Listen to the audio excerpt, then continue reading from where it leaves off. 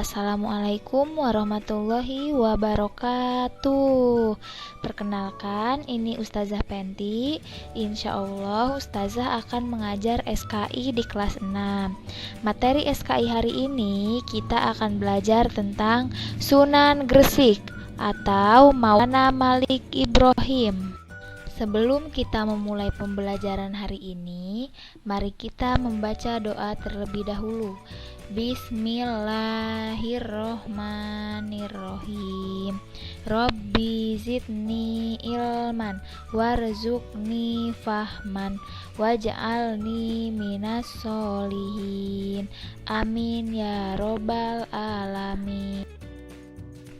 Tujuan dari pembelajaran materi hari ini yaitu yang pertama, kita bisa mengetahui biografi Sunan Maulana Malik Ibrahim dan perannya dalam mengembangkan agama Islam di Indonesia.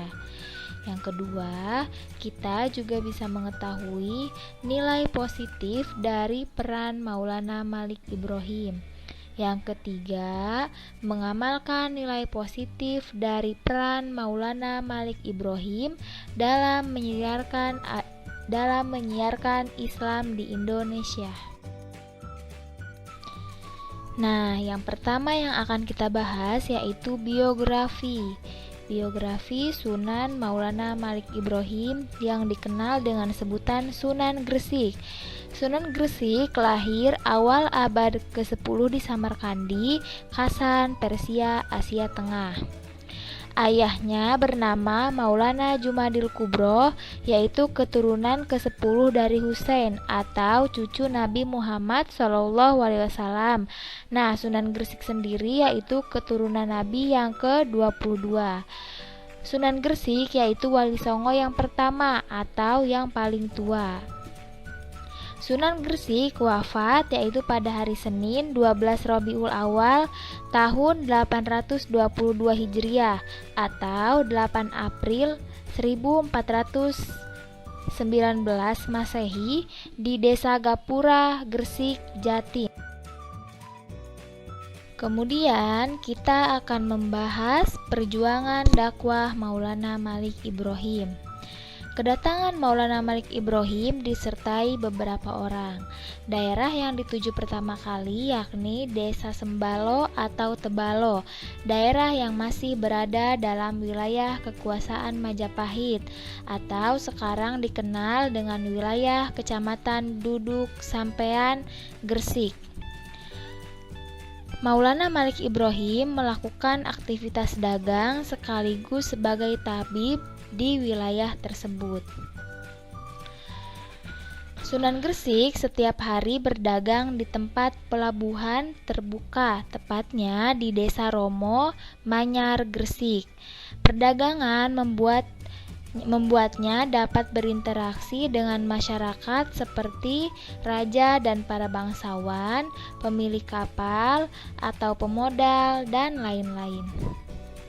Maulana Malik Ibrahim dalam melaksanakan dakwah pernah menjadikan wilayah Leran atau wilayah Kecamatan Manyar sebagai pusat pendidikan dan pengkaderan.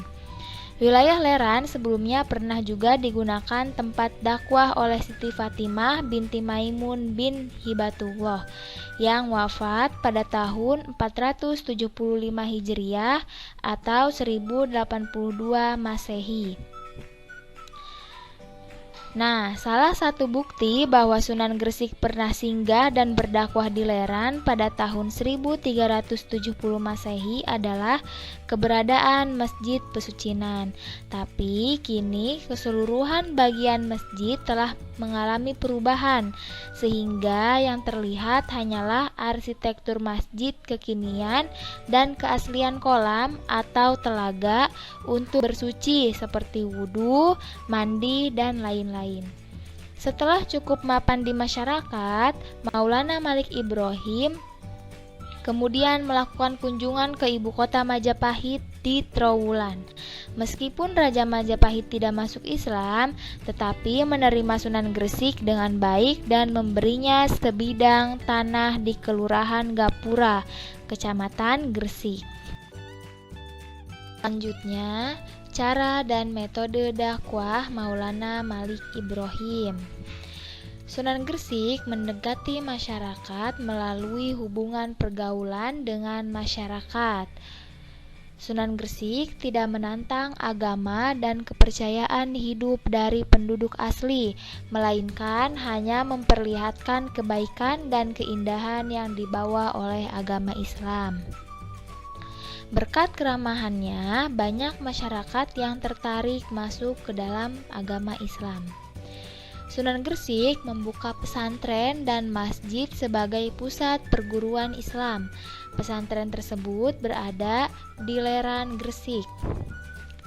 Sifatnya lemah lembut, welah asih, dan ramah tamah kepada semua orang, baik sesama muslim atau dengan non-muslim, membuatnya terkenal sebagai tokoh masyarakat yang disegani dan dihormati, sehingga mereka berbondong-bondong masuk Islam dengan sukarela dan menjadi pengikut beliau yang setia.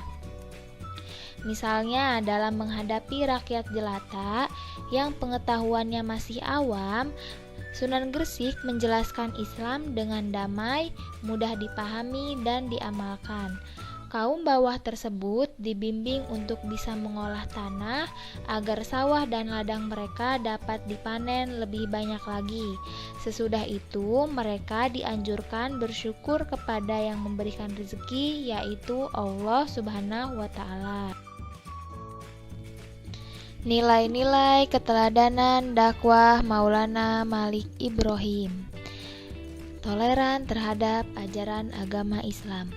Maulana Malik Ibrahim mengembangkan dakwah tanpa memaksa masyarakat untuk masuk Islam, tetapi ia memberi penghormatan kepada masyarakat yang telah memeluk suatu agama. Sikap saling menghormati atau toleransi antar pemeluk agama ini dibuktikan dengan adanya ornamen kaligrafi yang terdapat pada batu nisan makam Sunan Gresik, yakni Surah Al-Baqarah ayat 256, yaitu tidak ada paksaan untuk memasuki agama Islam. Sesungguhnya telah jelas jalan yang benar daripada jalan yang sesat. Yang kedua, mengajak dengan memberi teladan. Gelar Syekh dan Maulana di depan nama Malik Ibrahim, yakni membuktikan bahwa ia ulama besar yang berdakwah dengan ilmu dan kebijaksanaan yang tinggi dan luhur. Misi dakwahnya lebih menekankan pada keteladanan sikap dan perilaku. Yang ketiga, mengajak dengan sopan dan santun. Maulana Malik Ibrahim berdakwah dengan sopan dan santun, sehingga seluruh lapisan masyarakat Gresik sangat segan dan hormat. Hal ini dilukiskan dalam rangkaian kata pujian bagi Malik Ibrahim, yaitu ia guru yang dibanggakan para pejabat, tempat para sultan dan menteri meminta nasihat, orang yang santun dan murah hati terhadap fakir miskin, orang yang berbahagia karena mati syahid, tersanjung dalam bidang pemerintahan dan agama.